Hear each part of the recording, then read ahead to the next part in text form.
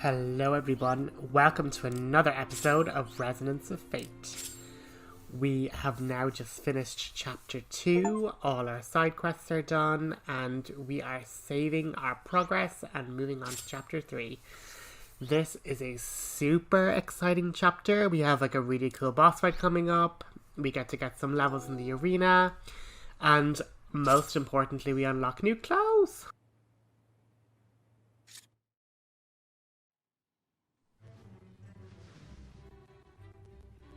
We have an important job today.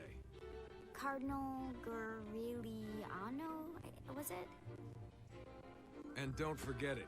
He's the number 2 cardinal in Basel. A very powerful man. It'll be a whole lot easier landing the really big jobs with him in our pocket. Perfection. Take a look. Huh? Our secret weapon is ready! What happened?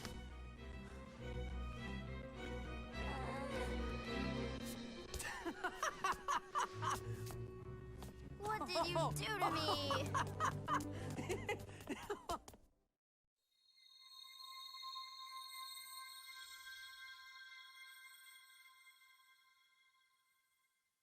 So the chapter title is A Flower, and we are given some coloured hexes to be able to get specifically to Cardinal Goriliano's house itself. We see the guy from like the first prologue chapter that we got his little like gemstone for, just hanging out outside the house. Just say hello to him and he will promptly run away. But that little diversion aside, we are doing the exact same as we do for every single other chapter. We go to the guild, get our missions, complete our missions as early as we can, and then start into the main quest and do the arena. I've been doing the arena all off screen because it's literally just doing the same fight over and over again 10 times, and like certain chapters give you like 4 or 3 new arena battles. So you're literally just doing 30 battles, but it's good for experience, you know? So we have Casey here and her butler. So odds are these are brand new people in the guild, so they're more than likely going to be involved in the chapter's quests. Typically if you find new NPCs out of place, they're going to be here for the missions. So we have rebel suppression, a father missing, and the effort to stand. So obviously going to them two there, and then our regular guy that gives us missions all the time, and then the other one is just literally a monster hunt or like a combat encounter. So he's looking for an engineer. They give us a business card, and basically when you think about it, the engineer guy we know was the guy looking for like those scrapped materials, so we kind of have the answer to that already, but we might as well collect our other quests now. And we have seen Alcott around the different shops and things, but now he's like, oh, I can't find him, I wonder where he is. He's in the cafe. Like, when in doubt, he's in the cafe. And it's like, because especially when he kind of gives a hint here of like he didn't go too far, it's like either the arena or the cafe. But you see Izzy there near the scrap area there. But I just went to the shop there and just picked up some handy gun accessories and bought a few of them. So again, just make sure your guns are getting equipped and expanded and like leveled up, because obviously like levels are one thing, but like the real thing that makes this combat easier or like impossible is how you've kind of been leveling up your guns and giving them different accessories. So I'm just showing you guys my build. At the moment we kind of don't have that much stuff really to be going on, and of course we upgrade our wardrobe as is important. But here we have these two little areas just to kill some enemies, and rebel suppression is complete. You're gonna point a gun at someone. Make sure you know And we don't need to report back, it's just do that and it's done. Go to the cafe Chelsea and we found Alcott, and he basically just says, oh, really sorry to avoid my son. Go back and just tell him where I am. So once you do that, that'll be that mission completed. So no need to worry about that. So Hi. he's just reliving old times with Mom. And we now have a compact scope beta. And up here we've Izzy. If we hand him over the business card, we now let him have a job. So I think it's nice how, like, even these little side missions are having, like, a kind of consistent storyline among them, you know? It's like Izzy was, like, collecting scrap and a bit of a tinkerer, and then this person's looking for, like, an engineer, and now we're kind of helping him get a job with potentially this, like, wealthy family who'll pay him lots of money, so he doesn't have to be scrounging around in the scraps, which is, like, super nice. And obviously we also had, like, this whole storyline with, like, the girl wanting dolls for, like, you know, helping her be brave in the shop. So obviously as well, like, that's a whole other side quest that'll probably have more dimensions as we go forward. But as you can see, we've lots to explore here, so I just use all the different hexes that we get from the arena, fill out this whole top floor, and then we obviously have to use our coloured hexes to unlock certain areas. But while I was here, I was like, listen, let's just go to level 2 and see what the level 2 area looks like. Because obviously I was saying as well last episode, terminals are a massive thing in terms of, like, helping with fights and stuff, and they're able to be interconnected with these smaller elevators. So obviously the terminals on that level could actually be brought all the way up to level 1 in the top area there.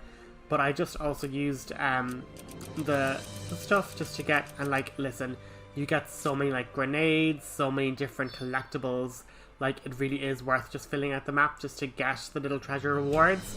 And, like, it did take me about, like, 5 to 10 minutes of just literally putting down all the little hexes and stuff. So I didn't necessarily keep that in, but it does give you lots of, like, shock grenades, venom grenades, incendiary rounds. Like, it is really, really useful just to go up and just place the hexes around, and especially when you're trying to get to star the arena every single chapter, you're getting tons of battles, so you're not going to be low on hexes. But I will hush for the cutscene and be back to you afterwards. Here, you're on your own. I wish we could help, but the rest is up to you. I don't know.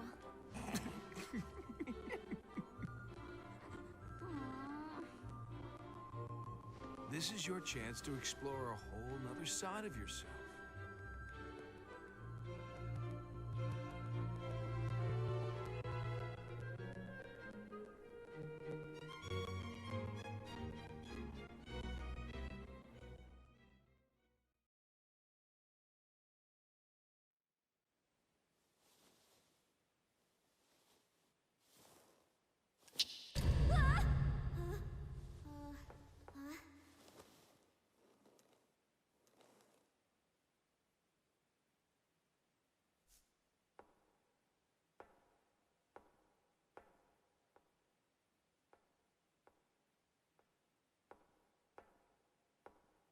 What have we here? What have we here?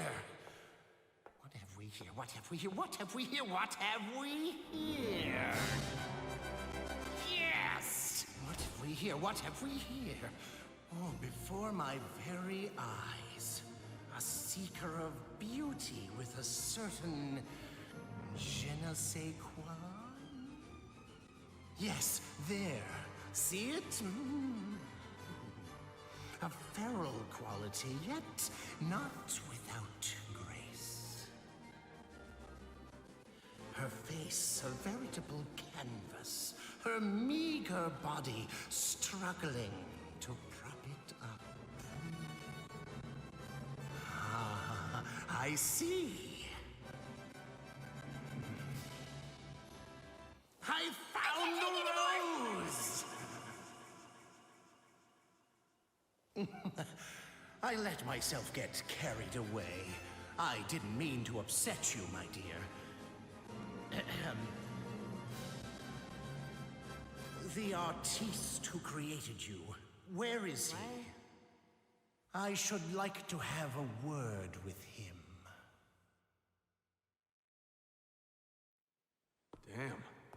thought I'd get an audience myself. What do you think happened? A miracle. God smiling down on us. Miracles I can do without. I have a commission from Cardinal Jean Paulet to carve a statue.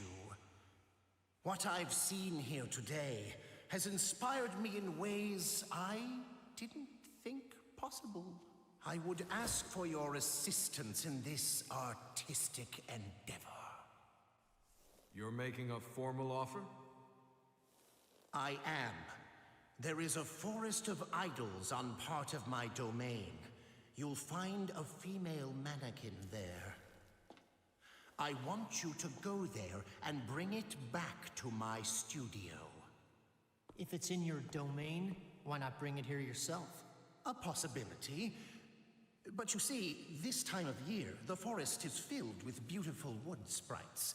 Not a safe place to be. Beautiful, dangerous wood sprites? You might have mentioned that a little sooner, don't you think? You care to explain? The Forest of Idols is quite lovely. The sprites appreciate its beauty. Avoid the sprites if you know what's good for you. Oh, I know what's good for me, all right. Thank you. All the little whispered thank yous. But we now have a whole other area in the subterranean to go to now. So this is where, like, grinding in the arena is actually super useful because you genuinely need so many hexes just to explore, like, different areas and stuff.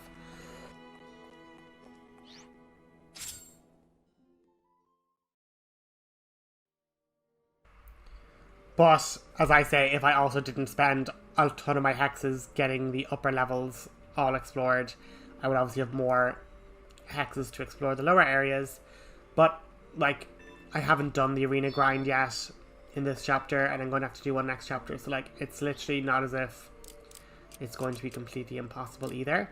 But what's super interesting is that we get these inverted, like, Z shapes, which now let us get these little extra areas and unlock little treasures. And again, they're just so useful for finding grenades because you can't actually buy grenades until, like, chapter 5. So if you want to be getting your grenade level up, it is super useful just to get, like, these little areas unlocked, you know. But over here we need to go to where it says elevator to level 5. So now that I filled that in, we are going to skedaddle our way over that way. And, like, now you can see when you get rid of the colored hexes, it deactivates the terminal, you know. But I'm going to just quickly do this off screen. But, like, I've been doing the different star missions as we've been collecting them in the different chapters.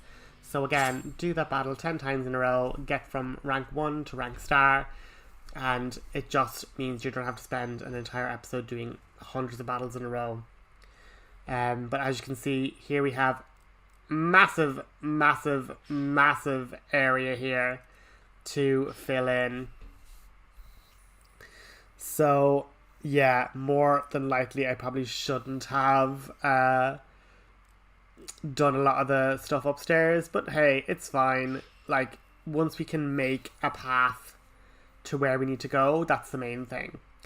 And as you can see here, we only have 2 of these particular colors, so you just kind of have to be a little bit careful.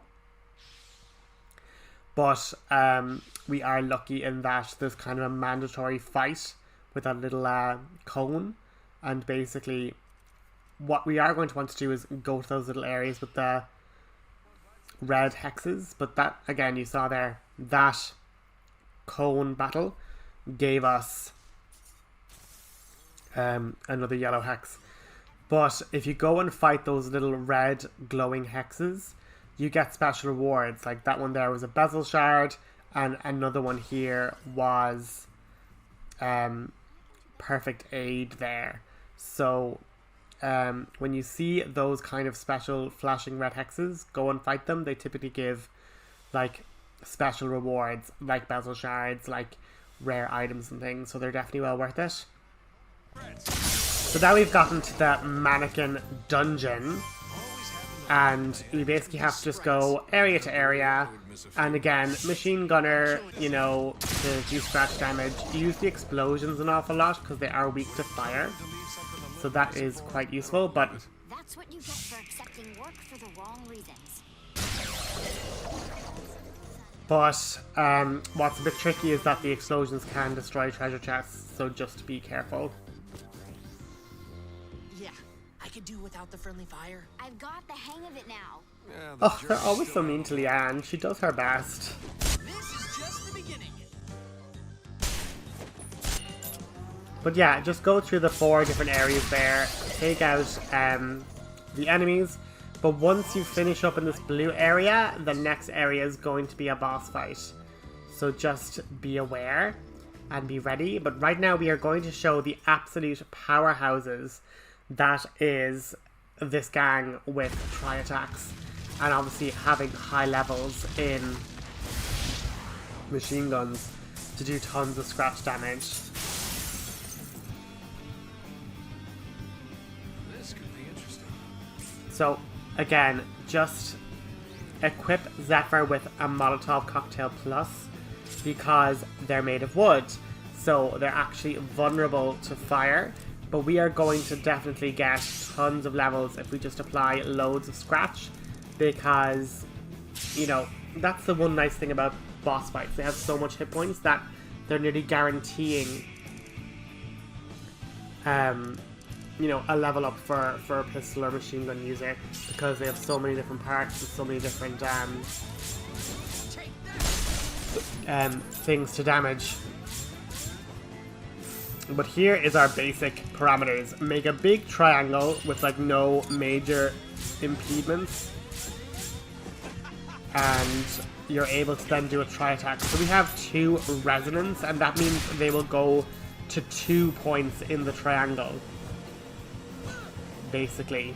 So they will run from, so Leanne will run to Vacheron and then to where Zephyr was, and likewise Zephyr will run to where Leanne is and over to where Vacheron is. So depending on the size of the triangle, and you want to try and make it as equilateral a triangle as possible, but they all then get to have different attacks in like a multi-person hero rush, and like that we get absolutely crazy high damage from everybody, and we're like popping off pieces of the armor and body parts left and right. So, and what's nice is that it acts as a singular hero run, so we get what's the word, we get like a turn straight away.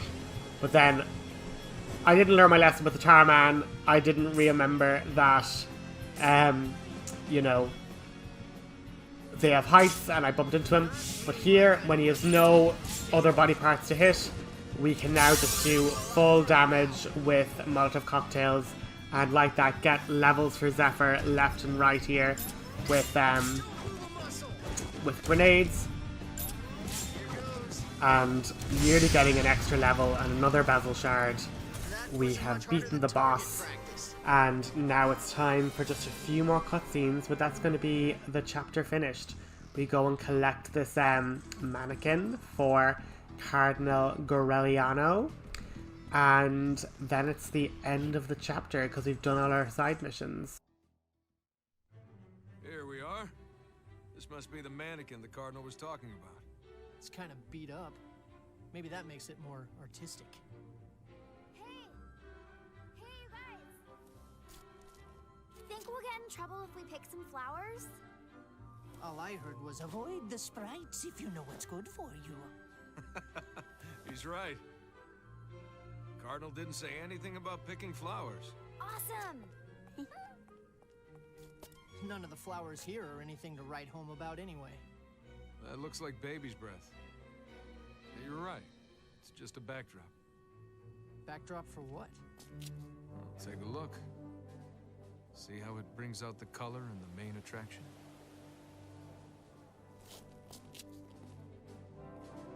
Let's get this thing back.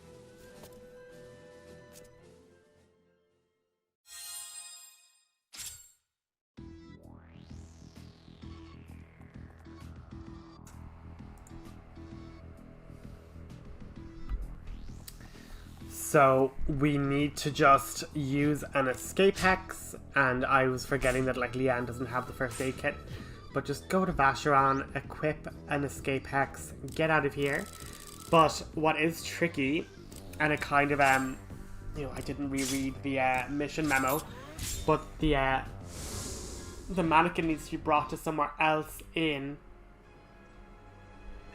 the Forest of Idols. So then I thought, oh goodness, did I like have to like bring it through the dungeon, like leave the dungeon step by step? But no, you just go to the open air studio dungeon, and he wants to see it. Talent that transcends time. It sparkles with dark glimmers of the past. Utterly miraculous, don't you agree? A masterpiece. A piece of A something. statue fashioned after this would unleash the miracle of ideal beauty locked within. Look closely. Observe with your senses. The oxidized film deters corrosion and gives it a lovely... Fascinating. Now, with that mission complete, we have tons of money. And now we get to buy Type B clothing, which for like an awful lot of the gang is like way cuter clothes for them. This is like another dungeon that we are going to have to go back to, unfortunately. But listen, we're not going to worry about it now. But oh my god, I go on such a spending spree when I get back to the town and just get them all like into brand new outfits, brand new hairstyles. It's just super exciting. And I do hope you guys are enjoying the series thus far. I know like it's kind of like a blitz through the chapters. But like this game is pretty fun, you know, and you know, not that complicated but fun to play. But I know that for a fact that it's it does a lot of grindy bits that I just like to do off screen. But I'll leave you to a cutscene, and I will chat to you guys later. The lifespan of every human. Zenith itself is made of corrosion-resistant alloys. The mainspring that provides power uses thermodynamics to maintain coiled tension. It can run up to 6,000 years without maintenance. The quartz that Zenith uses to set human lifespans, however, lasts at the very most 100 years. The quartz deposits are arranged in a clockwise fashion. The mapping continues. But based on date of birth, we can estimate quartz location.